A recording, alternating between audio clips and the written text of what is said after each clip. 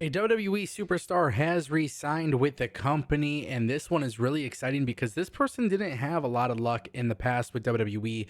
We will be talking about that a little bit more later on in this video because obviously WWE has made several cuts. WWE is inheriting contracts from AAA, so we got to discuss all of this in great detail. Plus, Cora Jade took some shots at WWE. Now, a former WWE star has responded to that, as well as a major WWE controversy surrounding today's major news.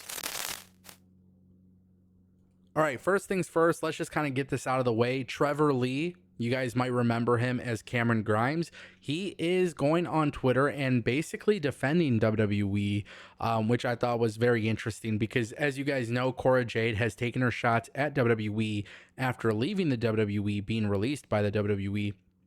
And she obviously had a lot to say about the performance center and the benefits of the strength and conditioning. She had to go outside of those four walls to get better at this. Trevor Lee says, I thought the strength and conditioning done at the performance center was very beneficial. This is coming from someone who's in the best shape of his career and passed every drug test. Now, the reason why I'm even talking about this is because the nature of the WWE releases are very important to acknowledge, right? The nature of somebody gets fired from their job and now all of a sudden they start becoming outspoken about the job that they had. I'm not here to dismiss the claims that Cora Jade has against the company, especially when you get into the stuff that she said about body shaming and whatnot. But it does seem like every time somebody gets released or somebody ends up leaving a company, the first instinct is to go to social media and talk negatively about it. And trust me, Cameron Grimes probably has a million negative things that he could say about his experience in WWE, but this is one of those things that he's actually defending from the company. Now, personally speaking, I do think Trevor Lee, Cameron Grimes, however you look at it, he's a very talented individual. He was very talented prior to coming to WWE. When he came into WWE, he showed the world that he is actually very, very good at what he does. And so the thing is, this is somebody who he understands. He comes from the indie background. He was always part of the indie background. And then he got to see what it was like training under the WWE system. I think somebody who has all of that indie experience can and should be able to speak on subject matters such as this one. Now, again, I'm not here to dismiss Cora Jade and what she said about the WWE, but I do think it is important that we acknowledge the fact that she did lose her job. Maybe certain things are being said because of the emotion attached to being released. And that's normal. That's going to happen. I think, we got to take those claims about the body shaming and stuff like that. I think that's got to be taken a look at. Like, I think somebody needs to look at that for sure. I don't think, people should immediately go and become anti WWE just because they're released. I think you have to look at everything from a bigger spectrum, and that's obviously very important. All right, that brings us to our next topic. Let's talk about it. Alberto Del Rio is causing major controversy for the WWE.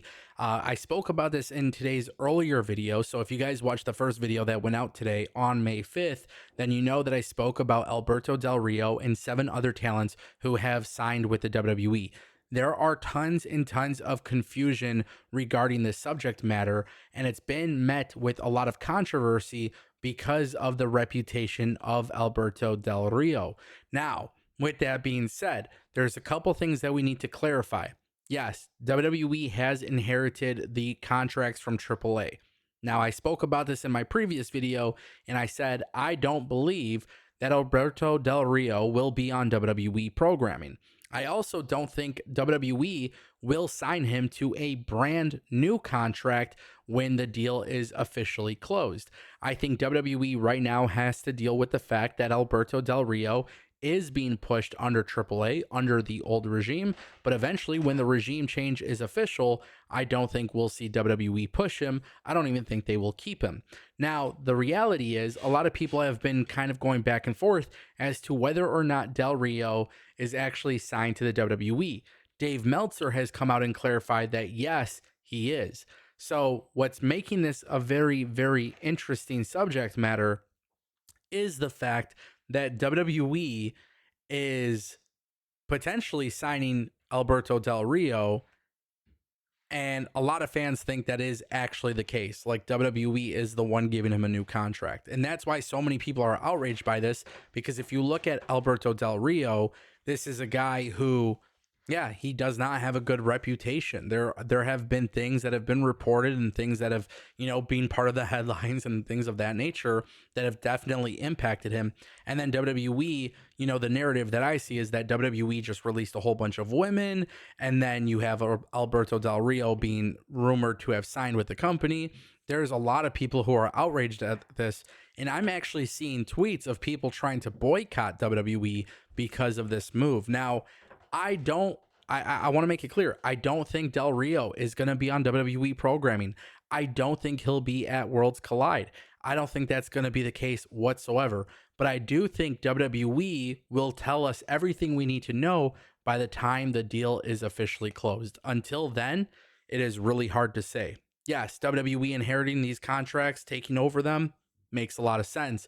I do think some people might be overreacting, and I'm not sure why that may be. But I'm going to recommend that everybody just kind of waits and sees what happened. I don't think Del Rio is genuinely going to be back on WWE programming. But who knows? WWE is learning how AAA does things in Mexico, and maybe they keep him stored away in Mexico.